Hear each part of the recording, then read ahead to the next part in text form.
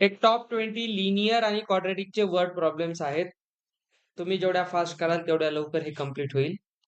चांगल्या पद्धतीचे क्वेश्चन्स आहेत. तुम्ही पाहत आहात आपण सगळ्या कॅटेगरी कव्हर करून मॉडरेट टू डिफिकल्ट लेव्हलचे क्वेश्चन्स आपण घेत आहोत. प्रत्येक प्रश्नात तुम्हाला चांगला विचार करायला संधी आहे. आता ह्याच्यातही तसेच क्वेश्चन्स आहेत. जसा आता इथे पहिला क्वेश्चन तुमच्या समोर मी टाकेल. हा लिनियर इक्वेशन चॅप्टरचा क्वेश्चन आहे आणि मुद्दाम एमसीक्यू ठेवतोय तुम्हाला आन्सरला प्रेडिक्ट करायला सोपं जाईल.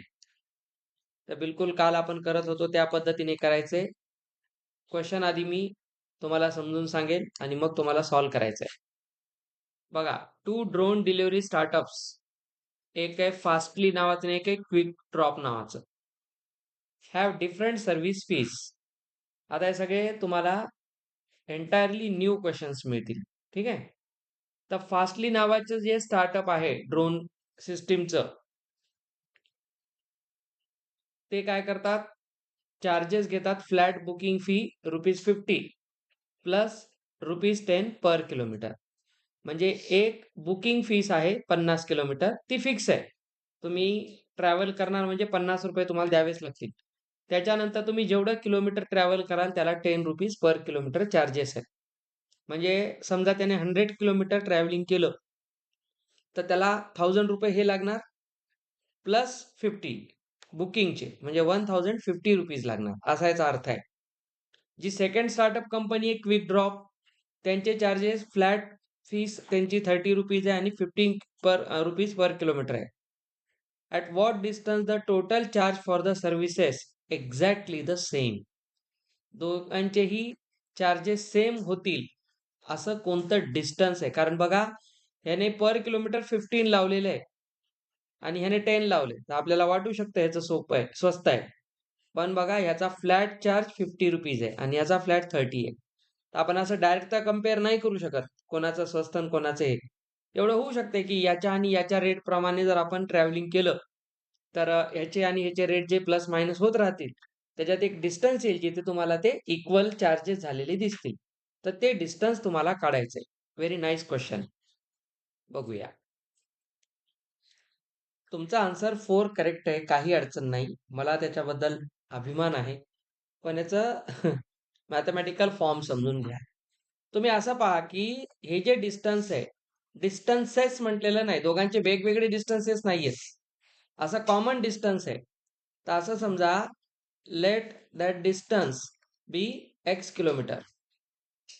ठीक आहे. आता तुम्ही पहा, याचे चार्जेस किती आहेत? फिक्समध्ये ₹50. याला एक्स लावू नका, कारण ही फिक्स चार्ज आहे. तो कॉन्स्टंट नंबर आहे. प्लस ₹10 लावणार इंटू किलोमीटर कव्हर्ड. तर त्याने किती किलोमीटर कव्हर केलं? 50 प्लस 10x. याला 60x लिहायचं का? हां.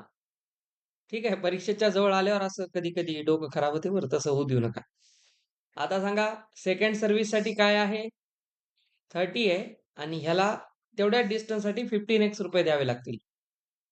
तर कंडिशन सांगतं, की याचे हे टोटल चार्जेस झाले एक्स किलोमीटर ट्रॅव्हलिंगचे आणि सेकंडचे टोटल ट्रॅव्हलिंगचे 15x झाले. हे इक्वल आहेत. चॅप्टर 2 व्हेरिएबलचा आहे. याचा अर्थ असा कुठे नाही, की तुम्ही नेहमी 2 व्हेरिएबलच वापरले पाहिजे. तुम्हाला त्याला सिंगल व्हेरिएबलने करता येईल. काही अडचण नाही. तर बघा, इथून येतं 20 = 5x. हा इकडे जाईल, हा इकडे येईल. तर इथून x येतो 4. तर 4 किलोमीटर हे डिस्टन्स आहे जिथे दोघांचे चार्जेस सेम होतील.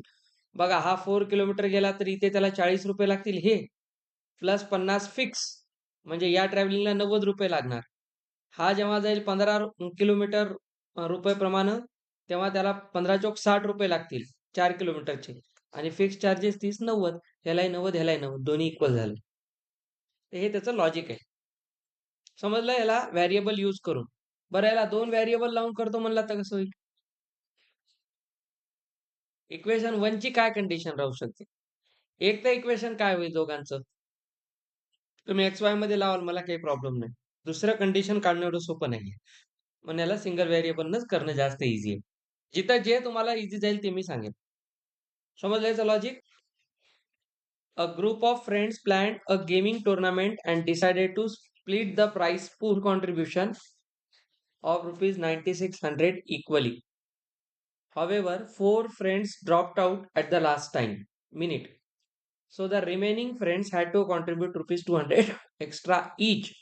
How many friends were originally in the group? Option on answer काढायचं नाही. Answer is 16. पहा, लक्ष द्या. हे पहा, एवढं प्राइस त्यांना इक्वली कॉन्ट्रीब्यूट करायचं होतं. जर हे 4 फ्रेंड ड्रॉप झाले नसते, तर जेवढे सुरुवातीला त्या ग्रुपमध्ये फ्रेंड्स होते, त्यांच्या नंबरने आपण याला डिवाइड केलं असतं. कॉन्ट्रीब्युशन काय असते?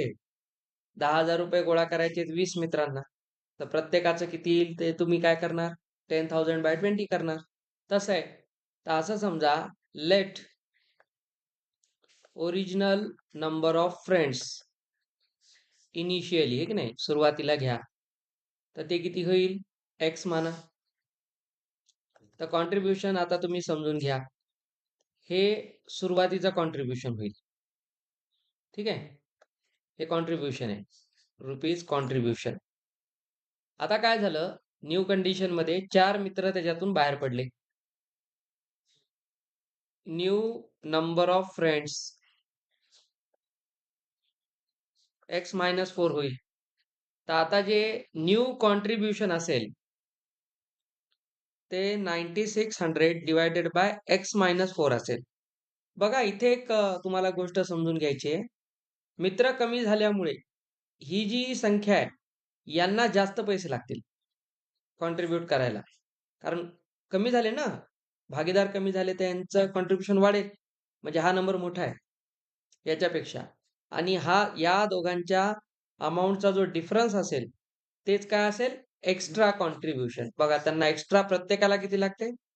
200. तर याच्यामध्ये तुम्हाला 9600 हे कॉन्ट्रीब्युशन जास्त आहे पहिल्यापेक्षा. न्यू कॉन्ट्रीब्युशन ओरिजिनल पेक्षा जास्त आहे. कितीने? 200. चला, आता इक्वेशन सॉल्व्ह करा. बघा, मी म्हणलं होतं की नाही, हे टाइम डिस्टन्स टाईपचं क्वेश्चन फॉर्म बनतो. तर 9600 कॉमन आउट करा. आपण शिकलो तो असा प्रश्न. इथून येतं या पद्धतीने, इथे आलं 200. तर बघा, हे 2 सुद्धा जाऊ द्या इथून, आणि 2 ने ह्याला डिवाइड करा, 48 येतं. ह्या 48 ला इकडे पाठवा. तर 1/x-4 हे गेलं. ही व्हॅल्यू बनते 1/48 ह्याला इकडे आणल्यानंतर. आता क्वाड्रॅटिक बनते बघा, सरळ सरळ.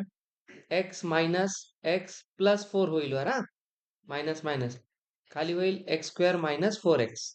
सगळेच x कॅन्सल करू नका. तर हा कॅन्सल होईल, आणि इथे होईल बघा 48 × 4 is equal to x² - 4x.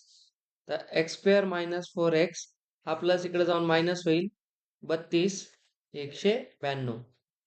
आता याचे फॅक्टर आपल्याला काढायचे. किती येतील? 9 16. 16 ने डिवाइड करायला किती येते? 16 दोन्ही 32, 12 आणि 16 बरोबर. तर तुम्हाला निगेटिव्ह पाहिजे. तर x - 16 x+12. तर इथून येतो x16 आणि x -12. हे नंबर ऑफ फ्रेंड्स निगेटिव्ह नसतात, म्हणून इनिशियली 16 मित्र होते. असं सॉल्व्ह करायचा आहे हा क्वेश्चन. कळलं कुठं बेसिक चूक होते? आणि तुम्हाला याच्यात हे डिसाईड करता आलं पाहिजे, जेव्हा डिफरन्स काढता त्यावेळेस कोणता नंबर मोठा आहे याचं तुम्हाला डिसिजन घेता आलं पाहिजे नीट. नाहीतर तुम्ही याच्यातून याला मायनस केला तर सबट्रॅक्शन इज नॉट कम्युटेटिव्ह. तुमचा क्वाड्रॅटिक उलटा पालट होऊन जाईल, काहीतरी वेगळंच आन्सर येईल. आणि हे मेनली असं होते. पण मी जेवढे क्वेश्चन्स इथे कन्सिडर करतोय, हे कॅल्क्युलेशन मिस्टेक करणारे असतात. चलो आगे क्वेश्चन बघा. एक बायोलॉजी लॅब आहे, त्याच्यामध्ये काही बॅक्टेरियल कल्चर्स ग्रो केले जात आहेत. चायनाचीच असेल. बघा, culture a starts with 500 cells. तिथे बघा एक फिक्स होते की नाही अमाऊंट, 50 रुपये. याचा फिक्स आहे. स्टार्टिंग कशाने केली? 500 ने. आणि नंतर grows by 50 cells per hour, त्याचं 10 रुपीज पर किलोमीटर होतं. सेम क्वेश्चन आहे, हा, पॅटर्न ओळखा. म्हणजे बघा, इथे 500 फिक्स आहे, व्हेरिएबल कोण आहे 50. इथं आवर्स म्हणल्यामुळे तुम्ही त्याचा व्हेरिएबल काय करा टी म्हणा. एक्सच्या ऐवजी टी म्हणा, काही अडचण नाही. आता जे सेकंड टाईपचे जे बॅक्टेरियाज आहेत कल्चर बी, ते 200 सेलने स्टार्ट होतात आणि 80 सेल्स पर आवर ते ग्रो होतात. आता कंडिशन पहा इक्वेशन बनवण्यासाठी, हे पण सिंगल व्हेरिएबलनेच होते. After how many hours will culture be, म्हणजे हे जे काही इक्वेशन बनेल, have twice as many cells as culture A. तिथं होतं इक्वल, इथं आहे ट्वाइस. सेम क्वेश्चन आहे, सॉल्व्ह करा. घ्या तुमचा या क्वेश्चनचं जर आन्सर इन केस या क्वेश्चनचा आन्सर फ्रॅक्शन आलं तरी चालतं, कारण टाइम फ्रॅक्शन मध्ये राहू शकतो, पण टाइम निगेटिव्ह मध्ये नसतो. तर इथे ऑप्शन नाही म्हणून तुम्ही नेवर म्हणताय, तर हे काय झालं, फेकलं आणि झेलल्या गेलं. तर असं नकोय. याचं प्रॉपर लॉजिक काय आहे बघा, सरळ सरळ आता इक्वेशन तयार करू. किती तासानंतर कल्चर बी डबल होईल कल्चर ए पेक्षा, तर आधी कल्चर बी चे इक्वेशन तयार करू. फिक्स किती होते 200 आणि हे वाढतायत 80t च्या रेटने, तर हे व्हायला पाहिजे ट्वाइस म्हणते. कोणाच्या, हे फिक्स होईल 500 ने आणि वाढेल 50t ने. बस आता याला सिम्प्लिफाय करा. उलट केले बऱ्याच जणांनी, म्हणून फ्रॅक्शन आला. सगळ्या बिमाऱ्या माहिती आहेत मला. कोणाचं कंपॅरिझन कोणासोबत आहे हे कधी बघाल असते, त्याच्यात काय चुका होऊ शकतात आपण आधीच प्रेडिक्ट करतो. हे तसं आहे.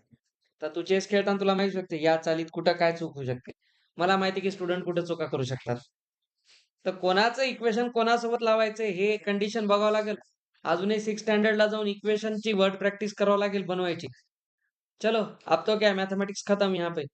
ये कितना हो गया 80t, हे झालं 1000 प्लस 100. आता इथून तुम्ही कोणालाही कुठेही मायनस प्लस करतो म्हणला तर निगेटिव्ह आन्सर फिक्स आहे.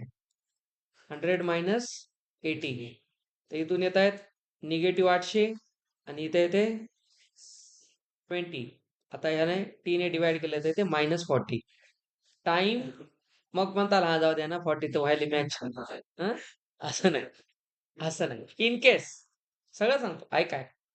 दिस is actual foundation which needed for JEE men's.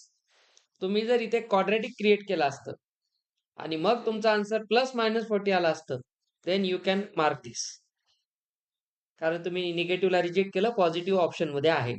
Quadratic असेल तर ठीक आहे, पण हे तर लिनियर इक्वेशन आहे, तर याचा पॉसिबल आन्सर फिक्स आहे आणि ते निगेटिव्ह आहे तर निगेटिव्हच राहणार. असं म्हणायचं नाही जाऊ द्या एका मायनसने काय व्हायले, असं नाही जमत. हा, मार्सवर जाणारा ज्युपिटरवर पोहोचतो, साइन जरी मागे पुढे गेलं तर इथे निगेटिव्ह 40 हा 40 असं पॉसिबल नाही, म्हणून नेवर आन्सर. ज्यांनी ज्यांनी नेवर काढलं त्याचं कौतुक, आणि चुकीचं काढलं म्हणून कौतुक कॅन्सल. चलो नेक्स्ट बघा, एक रेक्टँगल आहे, त्याची पेरिमीटर 46 मीटर आहे आणि त्याचा एरिया 120 स्क्वेअर मीटर आहे. तर त्याच्या लेंथ आणि ब्रीथ मधला डिफरन्स सांगा. पहा या क्वेश्चन मध्ये असं समजा तुम्ही लेंथ एल घ्या, ब्रीथ बी घ्या. पहिली कंडिशन आहे पेरिमीटर 2 टाइम्स एल प्लस बी 46 आहे, तर इथून एल प्लस बी ला 23 करा 2 ने डिवाइड करून, हे एक रिलेशन येईल एल बी चं. पुन्हा आहे एरिया लेंथ इंटू ब्रेड 120, हे सेकंड इक्वेशन येईल. तर इथून तुम्ही एक काम करू शकता, फ्रॉम 1 वरून तुम्ही एल ला लिहू शकता 23 मायनस बी.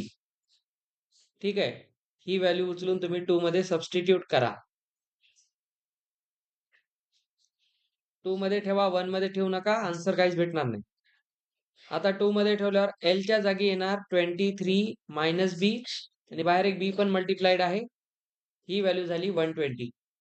तर हा बनतोय बघा 23b मायनस बी स्क्वेअर मायनस 120. याला पॉझिटिव्ह करा, हा होईल इथून निगेटिव्ह आणि हा होईल पॉझिटिव्ह.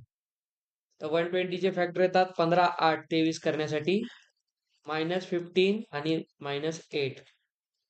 तर ब्रीडच्या 2 व्हॅल्यू आहेत, तर असं कसं होईल सर, एका रेक्टँगलला 2 वेगवेगळ्या ब्रीड का? नाही, तसा अर्थ नसतो.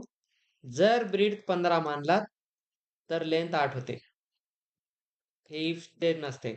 जर ब्रीथ 8 मानलात तर लेंथ 15 होते. आणि हे डोक्यातून काढून टाका, की लेंथ नेहमी ब्रीथपेक्षा मोठी असते. हे डोक्यातून काढून टाका. Breadth, length, height, depth, girth all are lengths. सगळ्या लेंथ आहेत. तर आपल्याला एक घाण सवय लावली लहानपणापासून. रेक्टँगल काढला की याला लेंथ आणि याला ब्रीथ म्हणायचं.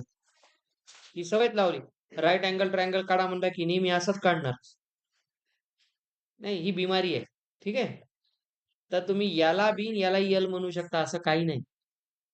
ती लेंथ आहे म्हणून इफ देनचं स्टेटमेंट लागते. चला आता तुम्ही काही म्हणा.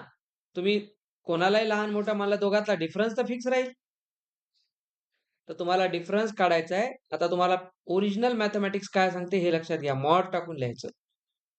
कारण तुम्ही लेंथ जर 8 मानलात, ब्रीथ 15 मानलात, तर 8 मायनस 15 करणार तुम्ही. आन्सर निगेटिव्ह येणार. मग तुम्ही आता डिफरन्स काढताय. लेंथ आणि ब्रीथचा डिफरन्स आहे. डिफरन्स म्हणले त्यांचा तुम्हाला ऍक्च्युली सबट्रॅक्शन नाही विचारलं. डिफरन्सचा अर्थ काय असतो? कोण कोणाहून मोठा आहे, कितीने मोठा आहे, कितीने लहान आहे. तर एवढं तुम्ही असं म्हणू शकता की लेंथ पेक्षा ब्रीथ 7ने जास्त आहे किंवा ब्रीथ पेक्षा लेंथ 7ने जास्त आहे. तर डिफरन्स 7 आहे म्हणून जेव्हा आपण 11 स्टँडर्डला जातो तेव्हा डिफरन्सला खूप साऱ्या केसेसमध्ये मॉडमध्ये टाकतात आणि हे जास्त ॲक्युरेट असतं आन्सर. तर त्याच्यामुळे तुम्ही एक काम करा, काही म्हणा, 15 म्हणून करा का कसंही करा. आपण 6 स्टँडर्ड पासून मॉड शिकतोय. पॉझिटिव्हचा मॉड जेलवाला कॉन्सेप्ट 7 ने बाहेर येते. संपलं. ठीक आहे. तर हे 2-3 गोष्टी लक्षात ठेवा. दोन्ही पॉझिटिव्ह आन्सर एक्सेप्ट करा. कारण दोन्ही लेंथलाच रिप्रेझेंट करतात. खूप जण असं करतात. 8 इज रिजेक्टेड म्हणतात. नीट ऐका. मला आन्सर काढून देण्यात काहीच इंटरेस्ट नाही. 8 जर तुम्ही ब्रीथ मानलात, का मानतात माहितीये? तुम्ही 15ला समजा रिजेक्ट केलं. काय देतात रिझन? ब्रीथ कॅनॉट बी काय म्हणू आपण लार्जर दॅन लेंथ असं काहीतरी येड्यासारखं लॉजिक देतात. उगाच ह्याला कॅन्सल नाही करायचं. सरनं सांगितले 2 आन्सर आले, एकाला कॅन्सल करा. असं नसते. तुम्ही बघा क्वाड्रॅटिक आपण सॉल्व्ह करताना आपल्या एपीमध्ये एनच्या व्हॅल्यू 2 आल्या, आपण दोन्ही ॲक्सेप्ट करत होतो, आठवते? दोन्ही पॉझिटिव्ह आल्या तर करा ॲक्सेप्ट. कारण हे नॅचरल असेल तर ॲक्सेप्ट करायचंच आहे. तसंच आहे हे. ते दोन्ही पण ॲक्सेप्ट होतात. या क्वेश्चनची ही मेन गोष्ट आहे, लक्षात ठेवा. एक कोडिंग कॉन्टेस्ट आहे. त्याच्यामध्ये करेक्ट आन्सर दिलं तर 4 मार्क अवॉर्ड करतात आणि रॉंग आन्सरला 1 डिडक्ट करतात. म्हणजे एक प्रकारे निगेटिव्ह मार्किंग सिस्टीम आहे. एका स्टुडंटने 50 क्वेश्चन अटेम्प्ट केले आणि 140 मार्क्स मिळवले. तर त्याने किती आन्सर करेक्टली सॉल्व्ह केले? This can be done using 2 variables. त्याने समजा करेक्ट आन्सर एक्स केले, रॉंग आन्सर वाय केले. तर 2 कंडिशन, 2 इक्वेशन कसे बनतात डोकं लावून करा. पहा कसं येईल. असं समजा let number of correct answers x म्हणा आणि जे रॉंग आन्सर्स दिलेत असे त्याने वाय क्वेश्चन्स केले. पहिली कंडिशन त्याने 50 क्वेश्चन्स अटेम्प्ट केले. तर करेक्ट आणि रॉंग मिळून 50 क्वेश्चन झाले. हे पहिले इक्वेशन. इथूनच तुमचा मेन क्वेश्चन सॉल्व्ह होतो. एक्सला तुम्ही 50 मायनस वाय करू शकता किंवा राहू द्यायला ॲज इट इज ठेवा. नंतर बघू त्याला सबस्टिट्यूट करायचं की नाही. सेकंड कंडिशन काय? आता मार्क द्यायचे 140 total mark. X correct answer केले. करेक्टला किती मार्क आहेत? 4. तर 4x मार्क मिळतील त्याला करेक्ट झाल्यावर.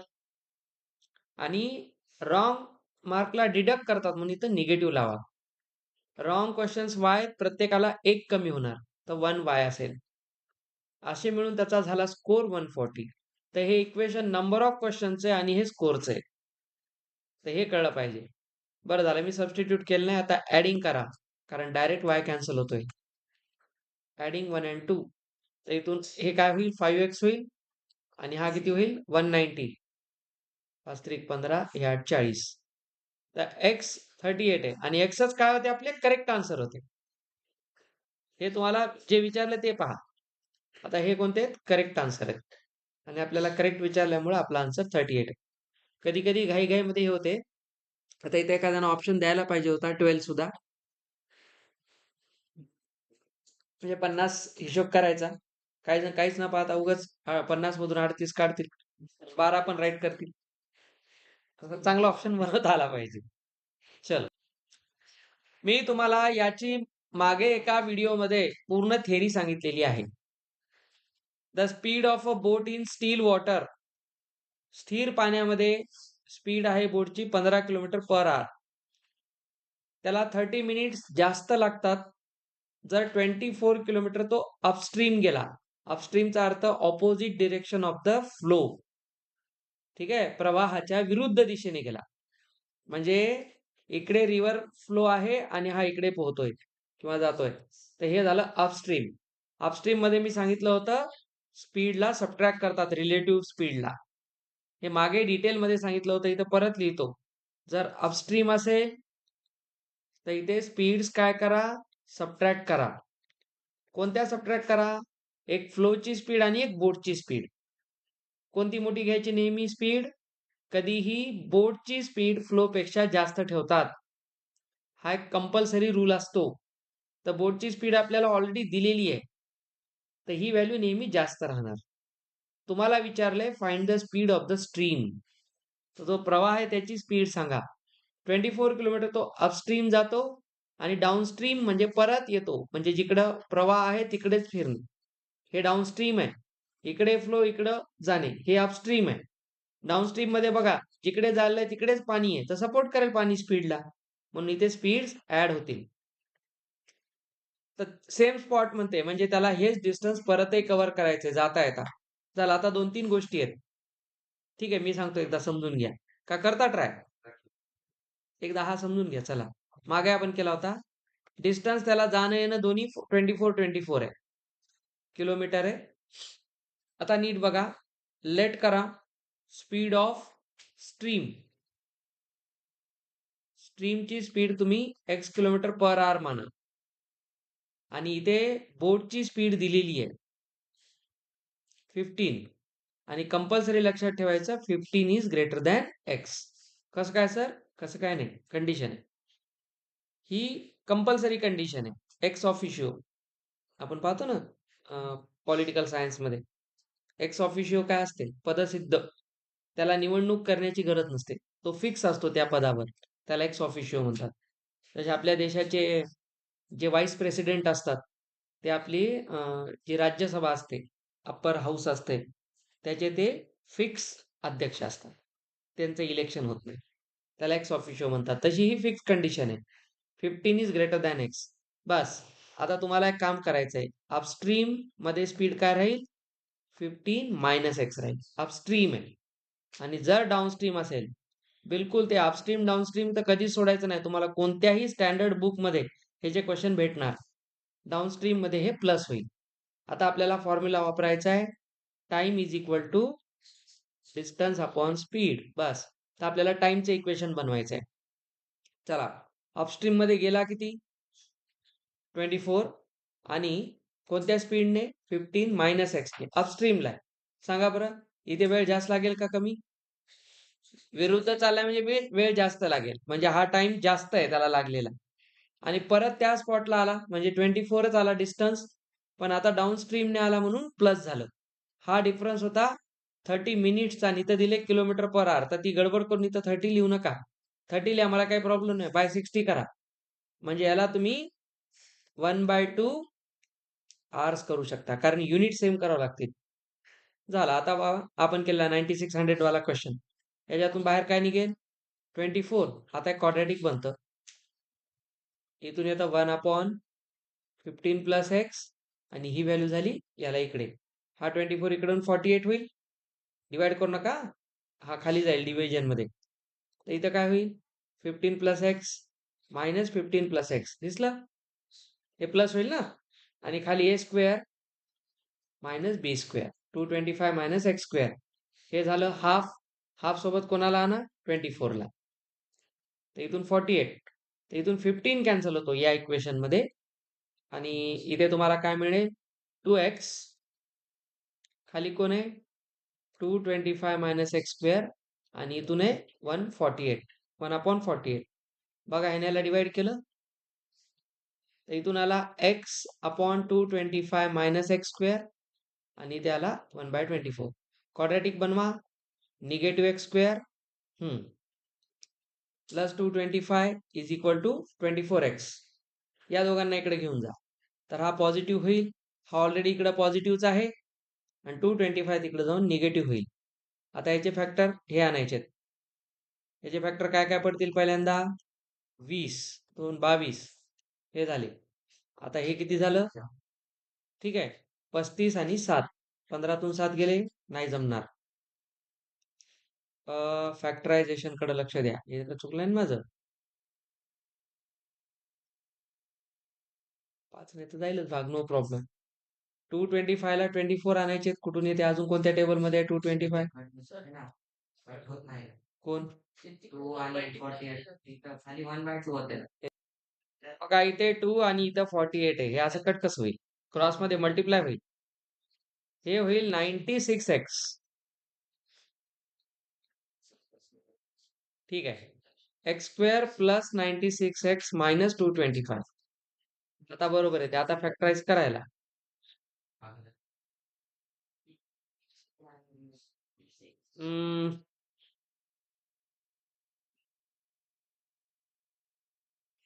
इकडे पहा, एक तर यांनी काय करायला पाहिजे, यांचं जे आन्सर आहे ते आहे 3 किलोमीटर पर आवर.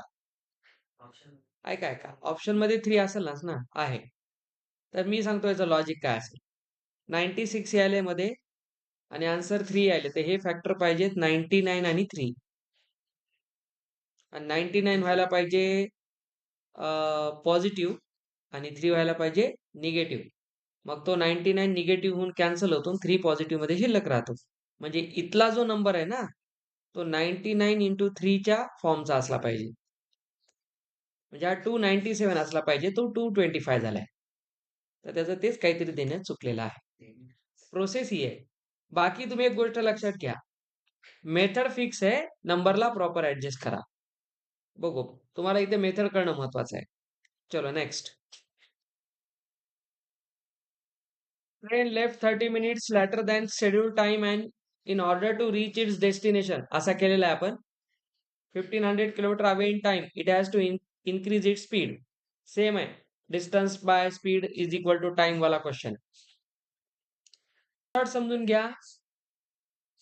बघा 1500 किलोमीटर जायचंय, पहिली स्पीड त्याची एक्स आहे. आता नंतर तेवढंच डिस्टन्स जाताना त्याने स्पीड वाढवली. आता बघा इथे स्पीड वाढवली म्हणजे हा टाइम कमी झाला, इथे टाइम जास्त आहे आणि हा डिफरन्स कितीचा आहे? 30 मिनिट्स लेट, म्हणजे वापस 1/2च आहे. सेम क्वेश्चन आहे. आता इथे तुम्हाला क्वाड्रेटिक मिळणार. हा खूप वेळा विचारला जातो असा टाईप. याला इकडे आणलं, मध्ये मध्ये बोल नका. x प्लस 250 मायनस एक्स, खाली होईल x² प्लस 250x आणि हा होईल 1/3000. ठीक आहे. तर इथून x कॅन्सल होईल आणि इथून तुम्ही 250 इंटू 3000 याला इक्वेट कराल x² प्लस 250x सोबत. खूप मोठा नंबर येतो आणि हा पूर्ण इकडे मायनस होईल. हे 75 आणि वर 4 0. ठीक आहे. आता याचे दोन फॅक्टर आहेत, 1000 आणि 750. हे 1000 घ्या आणि हा -750 घ्या. बघा ना, तेव्हाच लक्षात आले ना फरक. 1000 आणि 750चा फरक 250 आहे. मध्ये मध्ये बोल नका. आता इथे आहे 750. तुम्हाला एक गोष्ट आता इथे फिजिक्स डोळ्यासमोर ठेवून करायचं आहे. ही स्पीड आहे, स्पीड निगेटिव्ह नसते, वेलॉसिटी निगेटिव्ह राहू शकते. म्हणून तर आपल्याला इथे त्याची ओरिजिनल स्पीड किती असेल? 750 किलोमीटर. आलं लक्षात? त्याचा पार्ट 2 आपण उद्या करू. उद्या मात्र 5 वाजून 5 मिनिटापर्यंत यायचं. आज मला थोडा लेट होणार होता म्हणून मी मेसेज टाकला होता. उद्या 5:05 पर्यंत यायचं, 5:30 नाही करायचं. सव्वा म्हणजे 5:20 पर्यंत नाही यायचं. उद्या आपल्याला हे कम्प्लीट करायचं. आता एक दिवस आड. आता